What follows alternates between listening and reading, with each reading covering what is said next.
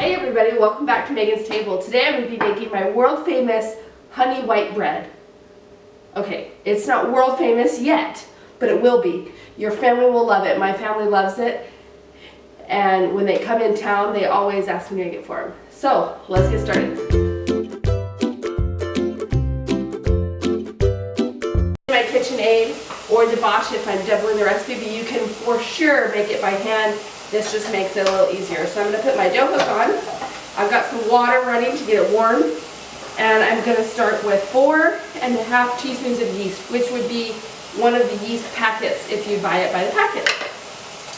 So let me see if my water's hot. You want it warm, but not too hot, not too cold, just right. So you're going to put in ½ cup of water in with the yeast, slowly and gently. You don't want to scare the yeast. Okay, well I don't know if that really scares it, but that's what I call it, sugar. To that you're going to add 1 teaspoon of sugar and just shake it in there gently. And then you're going to let that sit for like 10 to 15 minutes. It'll start to bubble and rise. I use instant yeast, so it works pretty fast. So probably about 10 minutes and we'll check it. While you're waiting for that to bubble, I like to prepare my pan. I use glass pans. This recipe makes 2 loaves.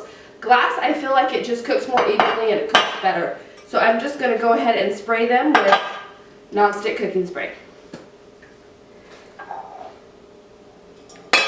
Bubble, bubble, bubble, bubble, bubble, bubble, bubble, bubble, bubble, pop.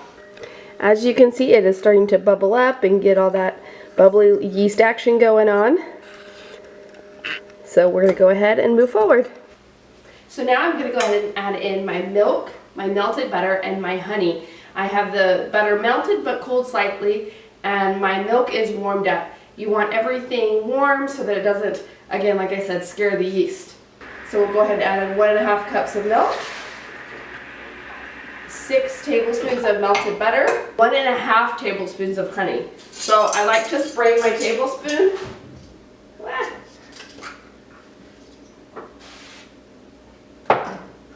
Little tip, if you spray your tablespoon with non-stick cooking spray, the honey will slide right out. I'm going to go ahead and get that stirring for a little bit. First I should lift up the bowl. Now I'm going to get that stirring for a little bit.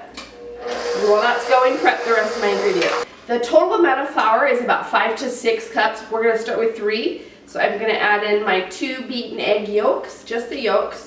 Make sure you save the egg whites for the top of the bread, or if you don't want to do that, you can save it for breakfast. A tablespoon of kosher salt.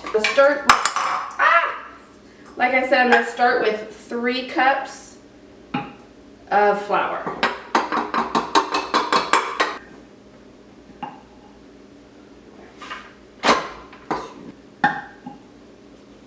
We're going to go ahead and add the rest of the flour gradually.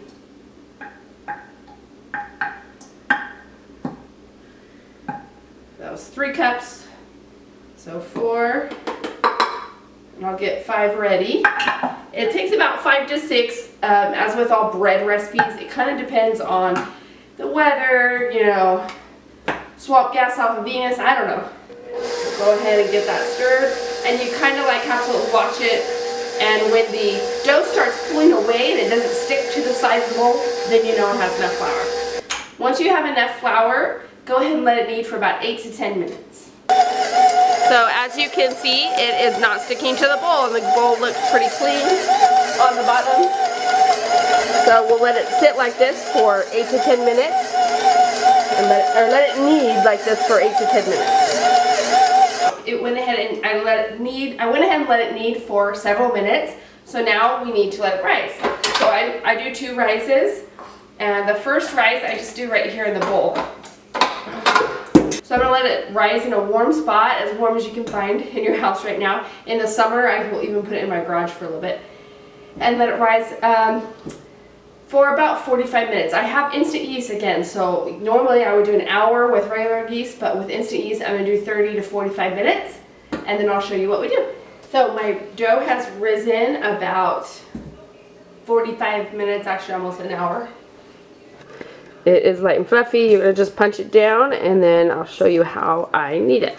So like I said, this makes 2 loaves, so I'm going to go ahead and bring over the pans that I sprayed earlier.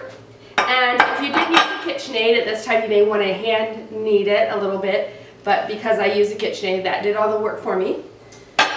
So I am going to pick up my dough and divide it in half. Some people get technical and pull out a scale, but I just eyeball it because that's how I roll. And then you can roll it on the counter if you want. I kind of roll it into a loaf and tuck in the bottom and lay it in the pan. Pretty simple. A little bit on the bottom. Kind of just, if you can see, roll it into that shape and to the pan. And now I'm going to go ahead and let it rise for another 30 minutes, maybe even less.